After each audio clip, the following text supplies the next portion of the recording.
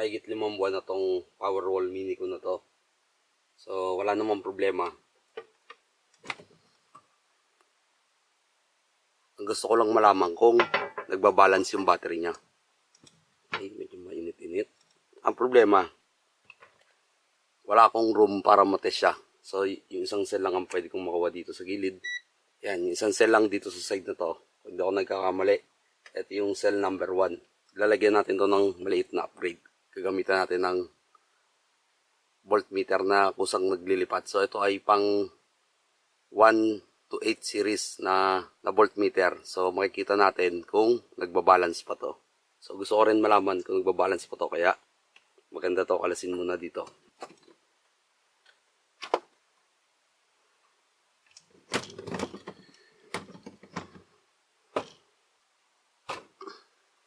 So ayan, nakababa na siya. 10.6 volts. So nilobat ko talaga to. Madali lang i-disconnect ang battery. So kailangan ko munang ilabas to dito sa kanyang pwesto para malagyan ng 1 to 8S voltmeter.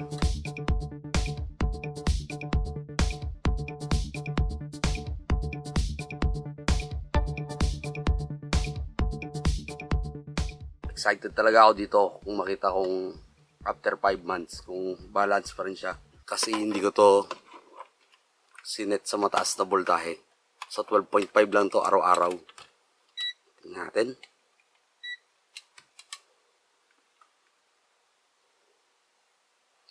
Battery negative. Cell number 1. 3.521. Cell number 2. Baliktad na lang. Okay lang yan. Uy, 3.569. Pwede na. Cell number 3. Ang ganda. Ang ganda, 5 buwan na. Meron siyang konting diferensya, normal lang yun. Dahil wala naman siyang balancer. Ang balancer natin sa BMS ay passive balancer lang. Ito ay sinet ko pa sa mababang voltahe. Kaya dapat, ini-expect ko na mag-out of balance to kasi 12.5 volt lang ang nilagay kong maximum, parang ganun. Hindi ko siya pinapasagad ng 12.6. Kakaiba tong isan to Nag-iinit siya Hindi ko tanda kung ganito ang itsura nito noon. Pero mukhang meron siyang senyales na pag-iinit. Iba yung balot niya. Parang may tubig sa loob. Pero okay naman Yung 1 ganun din naman ganito na to noong inassemble ko. Hindi ko lang napansin. Okay, mag-practice muna tayo dito sa isang 3S ko. Ito ay single lang. Walang parallel. Pero 3S din siya. Battery voltage, battery negative, at battery positive. 10.2 volt. Ito yung cell 1 natin. B negative, at B1. 3.391 volt. Okay. Battery 1 at battery 2. 3.306. So mga 90 volt. 90 volt, 85 volt difference. So ito yung cell 1, ito yung cell 2, ito yung cell 3. Doon tayo palagi magsisimula sa pinaka-negative. Tapos ito yung cell 3, 3.467. So kung 4S yan, ito yung cell 4. Kung 5S, ito yung cell 5. Kung 6S, ito yung cell 6. Ito hanggang 8S ang kaya niya na basahin. Kumuha na ako ng connector. So ito ay female pin header lang na nilagyan ko ng 4 na wire kasi 3S lang to. Ito yung standard na connector lang na female connector. Okay, kasi 2.4 mm na connector. So standard lang siya para ito ay isusukso ko na lang dito. Apply ito, mayroon diagram sa likuran. At yung pinaka-negative, dito tayo pala magsisimula. Yung pinaka-negative na yan, dito yan pupunta sa B-negative natin. Yung susunod na paa, papunta sa B1. Susunod na paa, papunta sa B2. Yung pang-apat na paa, papunta sa B3. Okay, ilalagay ko lang muna to. Salpak natin to. So, ang pinaka-negative pag nakaharap sa atin, tong kaliwa. Ayun siya. Yan siyang dalawang malaking buzzer. Nakabalot ng plastic. At meron parang foam sa likod. Parang foam lang. Okay. Kabit natin.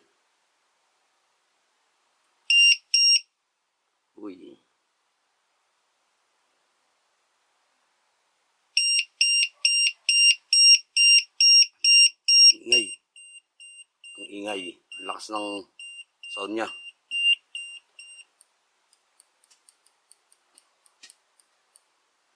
Ayan. Nag-alarm siya sa low level. So, lagay ko lang sa 3 volt.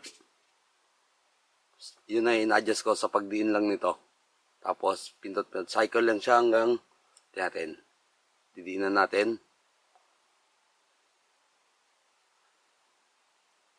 Wala ah. Pindutin natin. Ayun, 3 volt. 3.1, 3.2, 3.3, 3.4, 3.5, 3.6, 3.7, 3.8. Off. Pwede i-off. 3.8 hanggang 2.7 hanggang 3.8. So, nagsa-cycle siya. Yung all, yun yung buong battery pack natin. Yung cell 1, cell 2, tsaka cell 3 ang i-display niya yan.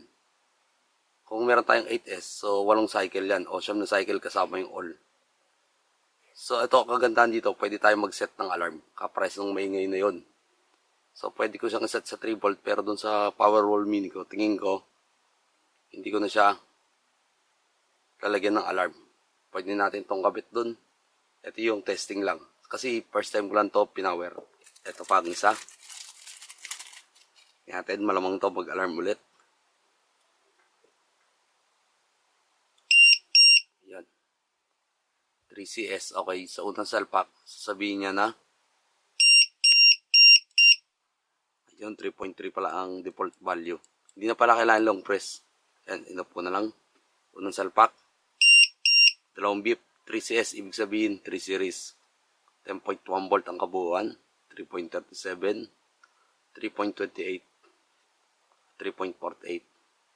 Tapos pag set natin yung low level alarm, ayun, natatandaan niya yung setting. Pag kahit i-disconnect natin. Okay? So, ang lakas ng audible sound niya, napakalakas talaga. Tapos ito, hindi na kailangan i-long press pala. Okay? So, doon tayo sa ating Powerwall Mini. Ayan, ngayong alam na natin kung paano yung pinakamahirap na pagsasetting, kung saan isang pindot lang. So, nakita nyo ito, bumaba kagad oh. Siguro mga 30 minutes nung nilagay ko dyan. 2.6 na lang yung number 2. So, mabilis na malobat yung cell number 2 nun. Yun naman ay pan-testing ko lang. Okay. So, dito tayo sa 5 buwan ng ginagamit. At kakabitan natin ito. Pakalalo pang malobat. Nga pala, so, madali lang to. Gumawa na ulit ako ng bago. Kakabit ko doon. Tapos, lalagyan ko siya ng butas doon sa bahay niya. Nga pala, nakalagay dito sa tester na to, o voltmeter na to, ay LiPo battery. Voltage tester. Low voltage buzzer alarm. So, pwede siya sa LiPo. Meron ako dito 8 LiPo na 32650. LiPo 4. Testingin natin mamaya. Subukan natin gumawa ng 8S. Tapos, ilagay natin sa kanya. Tingnan natin kung mababasa niya rin. So, malamang mababasa niya rin. Pero tingnan natin. So, gumawa lang ako to. Kakabit ko lang kapres ng dati.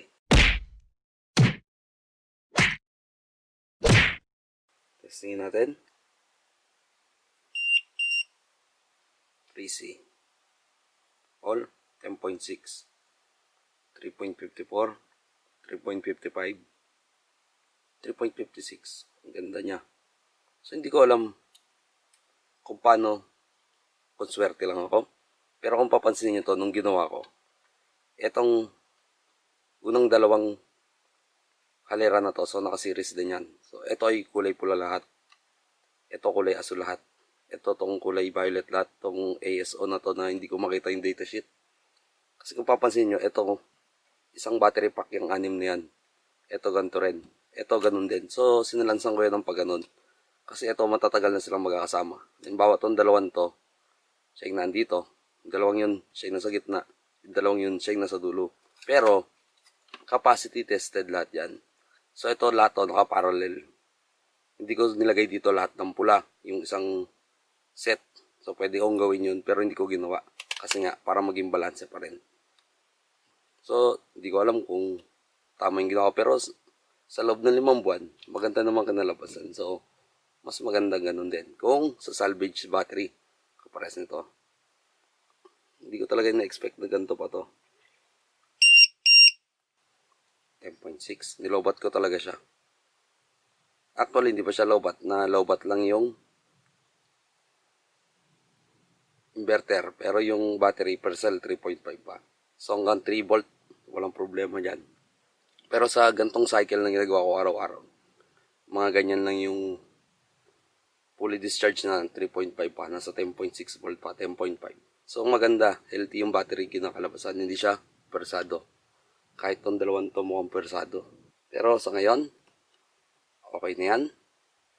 Ang gagawin ko na lang, bubutasan ko lang ito ng bago para doon ko siya ilagay. Okay? Butasan ko muna. Tapos, gumawa tayo ng 8 series na LiPo 32650 para ma-check lang natin yung voltmeter. Binalik ko muna siya temporary, maghapon, hindi ko pa nabutasan. So, para mag-charge yung battery. So, maulap na yung panahon na to. Kaya siya ay 11.8 lang. Mapapansin natin dito. Galing siya sa 10.6, 10.5. 11.8. Kita, baba natin. So, yun, meron tayong 11.8 volt, 3.92 cell 1, 3.93 cell 2, at 3.96 ang cell 3. So, mas mataas yung cell 3 ng konti. So, kahapon halos dikit-dikit sila. Ba't nangyari yung kasi hindi tayo umabot ng full charge. So, pag umabot lang tayo ng full charge, doon lang magsisimula mag-balance yung BMS natin yun. Yan yung tinatawag na passive balancer o passive balancing. Ganito. Kung halimbawa nakaseries ang tatlong cell natin, pag umabot ng 4.2 yung cell 1 natin, ang gagawin ng BMS natin, i-discharge niyan sa isang resistor. Gamit yung resistor niya. Okay. Kung halimbawa ito ay 4.1 pa lang, ito ay 4.1 pa, i-discharge niya yan. Parang meron tayong switch dito, automatic na switch, na i-on niya yan, i-discharge niya habang inintay niya mag 4.2 tong dalawang to. So sa set point ko ng back converter, sabi ko na 12.5, review ko hindi pala, nasa 12.7 ko to sinet. So kaya palagi siyang nag-over voltage o nagbabalancing. So kung 12.7 ang kabuuan ng charger, ang dapat magiging voltahe nito ay 4.23. 4.23 at 4.23. So hanggat naka 12.7 yan, ang gagawin naman ng BMS, iti-trigger niya yung dummy load na resistor para ma-discharge to at hindi mag-over voltage. So yan yung passive balancing. So inefficient yan o hindi ganun kaganda mag-balance kasi kailangan nating ma-reach yung 4.2, 4.2, 4.2 para mag-balance siya. So, magbabalance na lang siya sa 4.2 lahat. Hindi siya magbabalance sa mababang voltahe. So, merong nabibiling aparato tinatawag na active balancer. So, ang trabaho naman nun, kahit nasa ang state ng voltage yan, so, nandiyan pa rin yung dummy load resistor natin kasi nandiyan pa rin yung BMS natin. So, yung active balancer naman, ang gagawin yan, titingnan niya kung may voltage difference, ito, tsaka ito, tsaka ito. So, ang gagawin niyan, kunyari, 1 volt. Depende sa active balancer. 1 volt. 0.1 volt pala, sorry. 0.1 volt. Halimbawa, ito ay 3.6. Ito ay 3.5. So, ang gagawin ng active balancer, kukunin niya yung voltage nito, ibabalance niya doon. I-discharge na to para i-charge na doon. So, kukunin yung energy nito, ililipat dito. Ganon din dito sa dalawang to. Ganon ang trabaho niya. Kahit saang state ng voltage. Okay? So, hindi natin kailangan mag 4.2 volt para mag-balance. So, palagi niyang ibabalance kahit sa mataas o sa mababa. So, nangyayari naman kasi yung unbalancing sa chemistry ng battery, internal resistance, so maraming factor. Pero isa sa titingnan natin yung capacity. Kaya pag nag-series tayo, kunyari 1000 mAh to, 1000 mAh to, kung ito ay 800, siya unang bababa ang voltahe palagi pag ginamit natin siya as pack. Siya rin ang unang mapo-full charge. So kaya hanggat maaari, balance yung capacity nito, capacity nito, capacity nito. Kung 8 parallel yan, magiging halimbawa kung 2000 siya, 16,000 mAh, kailangan halos magkakamukha. Hindi naman natin mapaperfect lalo sa salvage ng battery. Okay? So, yun yung pagkakaiba ng active balancer at passive balancer. Mas mahal nga lang to, hiwalay na circuit yung active balancer sa BMS. Pero, hindi pwedeng yun na lang. Kasi yung BMS, meron pa ibang features bukod sa balancing kagaya ng overcharge saka over discharge. Okay? So, mas maganda yung active balancer kung malaki na yung pack natin. Pero, itong 8 pin na to, so, ang mangyayari kasi inefficient siya. Ito nga pala ay, kung titingnan natin yung value ng BMS, yung SMD niya, SMD na resistor ay may value na 1,000. Ang ibig sabihin ng 1,000 na yan sa SMD resistor, 100 ohms. So, 100 ohms ang discharge current niya. Magte-trigger lang siya pag dumating sa 4.2 volt. Pag ginamitan natin ng ohms law, so 4.2 divided by 100, 0.042 A o 42 milliamps ang discharging current niya. So, hindi rin to maganda kung mataas ang charging current natin, okay? Sa malalaking battery pack, hindi tayo pwedeng umasa sa passive balancing. Mas maganda naka-active balancer tayo. Isa rin siguro yun sa dahilan, kaya tong mga kulay pula na to ay medyo nag-iiba yung balot o sa tingin ko nag-iinit to maigi. Lalo tong nasa unahan. Kaya yung bimetallic thermostat ko, nilagay ko dun sa unahan para siya makakadetect kung mainit na, umabot na ng 45 degree, under na yung pan. So, sa loob ng 5 buwan, hindi ko pa narinig umandar yung pan na yan. Kasi nga, hindi naman to persadong battery pack na to. Itong Powerwall Mini ko. Okay? Tapos, ayan, pinix ko nga lang siya dito. At nilagyan ko lang ng hot glue dun. So, yun lang ang maliit nating upgrade sa Powerwall Mini. So, maganda rin to. Pwede akong mag-adjust sa 12.5, bababaan ko to, pero obserban ko muna ilang araw. Tapos order na rin ako ng active balancer para dito. Mura lang to, magandang voltmeter to para sa mga battery pack natin. Okay? So maglalagay ako ng link sa video description para dito. Ngayon subukan naman natin siya sa LiPo4 na 32650. Gagawa muna ako ng 8S. So pares lang to ng 18650, yung may guhit, yun yung positive.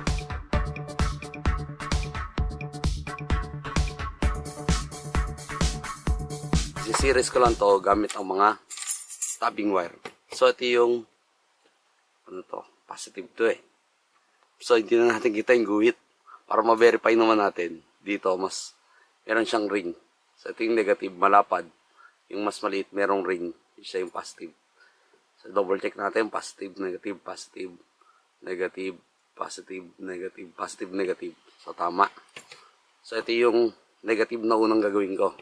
So, dito pupunta yung 0 volt natin. O siya dito, siya. Sisiris ko muna tong ibabaw.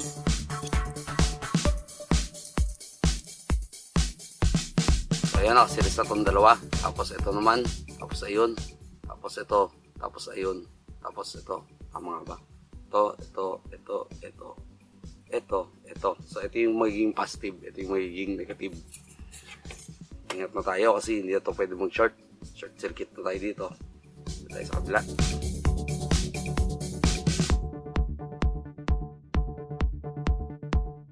Okay, ito na yung ating 8 series na LiPo4 32650. So, ito yung main negative, ito yung main positive. Nasa around 24 volt nominal voltage to. Dapat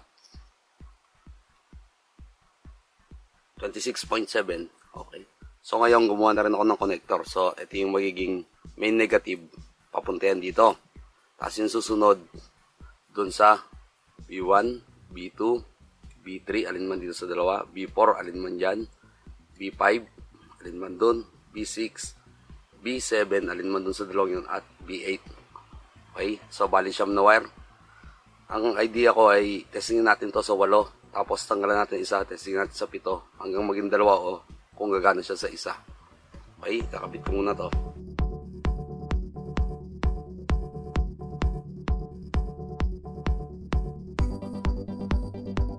So ayan, nakakabit na lahat ng wire. Subukan natin to. Expect natin dapat 8 ang lalabas dito. Tutunog to ng 2 beep. 8, ayun na, 8 na. 26.6, 3.3, 3.31, 3.34, 3.34, 3.3, 3.35, 3.41, 3.27, all 26.6. So ayos, nagana siya sa 8S. Ayan, tanggal tayo isa. Subukan natin ang 7S. 7CS. Okay. 23.3. 6CS. Okay. 19.9. Alright. 4CS. Subukan kaya natin tanggalin habang nakakabit. Natin kung mag-error siya. Nag-0. 2.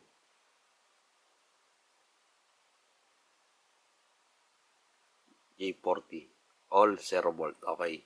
So, hindi magandang idea yon. 3CS na lang. O 3S.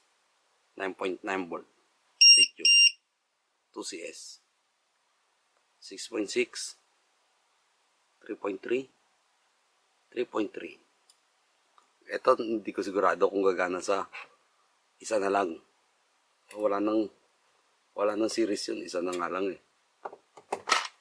Okay. Salpak natin. Mahina na. Mahina na yung voltahe niya. Nag-buzzer siya, mahina lang. Ulit. Pwede pa rin sa isa. Ayun nyo. Kokok na lang. So, ibig sabihin, kumpirmado, pwede ito sa LiPo 4 na 3.2 ang nominal voltage. Pwede rin dun sa lithium ion natin na 18650, 3.7 volt ang nominal voltage. So yun lang. Maraming salamat sa panonood at sana may natutunan kayo sa video na to. Kung nagustuhan nyo itong video na to, pakihit ang like button at subscribe kayo sa ating channel kung di pa kayo nakasubscribe. Kung meron kayong tanong, comment lang kayo sa baba at pipilitin natin sagutin.